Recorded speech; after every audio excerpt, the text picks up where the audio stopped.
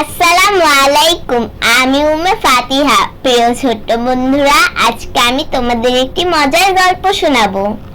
বনের এক হাতি আর ছোট্ট খরগোশের মজার গল্প। এক জঙ্গলে এক বিশাল হাতি থাকতো। হাতি ছিল অনেক শক্তিশালী আর খুবই অহংকারী। যখনই সে চলাফেরা করত, তার বড় বড় পা দিয়ে ছোট প্রাণীগুলোকে পিষ্ট করে ফেলতো। পিঁপড়ে, খরগোশ, কাঠবিড়ালি, কারো জীবনই ছিল না নিরাপদ। সবাই হাতির ভয়ে কাঁপতো এবং সবসময় আতঙ্কিত হয়ে থাকতো। একদিন খরগোশরা একসাথে বসে পরামর্শ করতে লাগলো, আমরা কি সারা জীবন হাতির অত্যাচার সহ্য করব? এক বুদ্ধিমান খরগোশ হঠাৎ বলে উঠল, না, আমাদের বুদ্ধি আছে, আমরা চাইলে তাকে শিক্ষা দিতে পারি।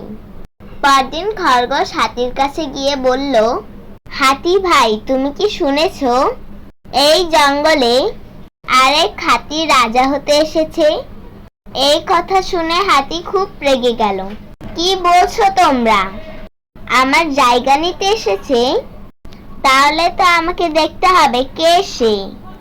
তখন খরগোশ তাকে নিয়ে গেল এক গভীর কুয়োর কাছে। খরগোশ তখন কুয়োর পানি দেখিয়ে বলল, দেখো, ওই কুয়োর ভিতর লুকিয়ে আছে সে।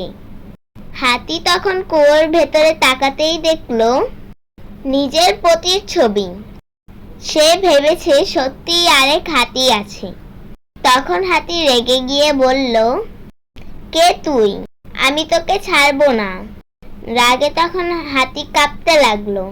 দূর থেকে খরগোশরা এই দৃশ্য দেখে মনে মনে খুবই খুশি হচ্ছিল। হাতি তখন অনেক রেগে গিয়ে কুয়োর ভিতরে ঝাঁপ দিল, আর এই বিশাল হাতি এখানেই আটকে গেল।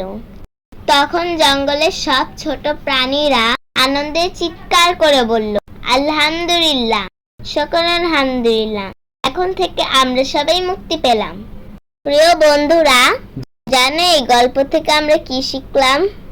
অহংকার করলে সবশেষে নিজেরই ক্ষতি হয়, আর ছোট হলেও বুদ্ধি দিয়ে বড় সমস্যার সমাধান করা যায়। ভালো ভাববে, ভালো থাকবে। আল্লাহ হাফেজ।